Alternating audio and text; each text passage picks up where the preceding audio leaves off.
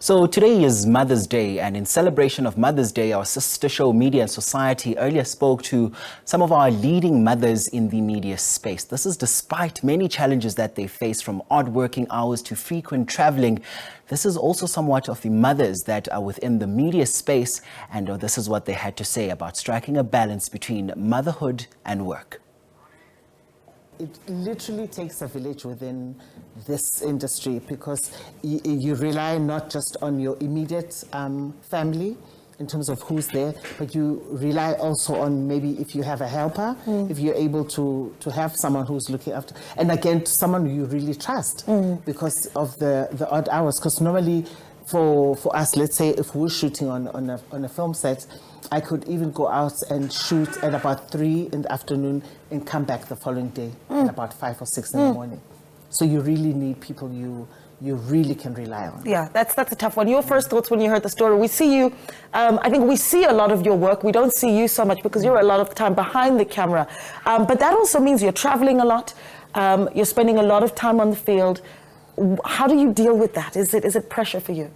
I would say for me it wasn't as much as challenging as style was, because fortunately I'm permanent. So I got my 6 months off. I left, and thank God for this, I left my child with my parents.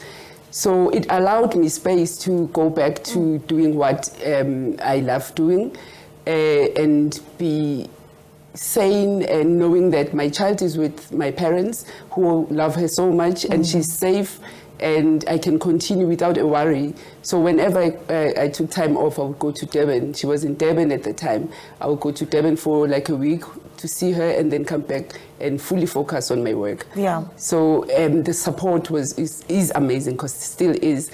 My sisters, whenever I have to travel now, so one of my sisters will come up, my mom will come up, and be with my helper, and so that also takes the worry, and it makes everything easy. I remember as one of the most painful things in my life, not one of, without a doubt, the most painful thing ever. And I don't think anything could ever trump losing a child as a mother.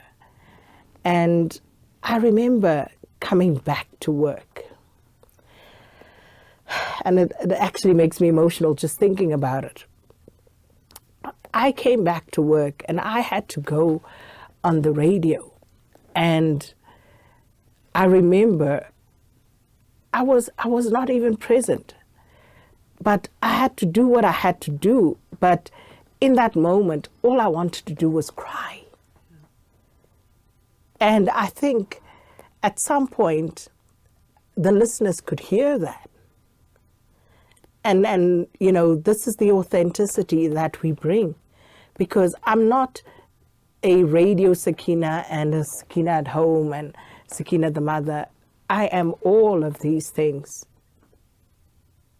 at the same time. All of those things are me. Being a working mom in the media space has always been quite a challenge for me, and I think the biggest thing is trying to find that balancing act, because the one thing that I had kids when I worked in the mornings, and I have still got kids while I work in the morning. So the reality is they've learned to deal with things with me not being around a lot of the time, and that's a great sacrifice that we do make as women in the media, because you're constantly consumed by big stories. You are constantly monitoring these big stories. You'll have your kids talking to you, and you perhaps in another world, which I think all mothers can understand. But I think when you're in the media world, especially in South Africa, it doesn't stop in the news world. It's absolutely crazy. But you know, there's also been major stories that you disappear for days on end having to cover, and you're just not present. And I think that that's probably one of the biggest challenges when it comes to being a mother in this industry and trying to navigate your way through it.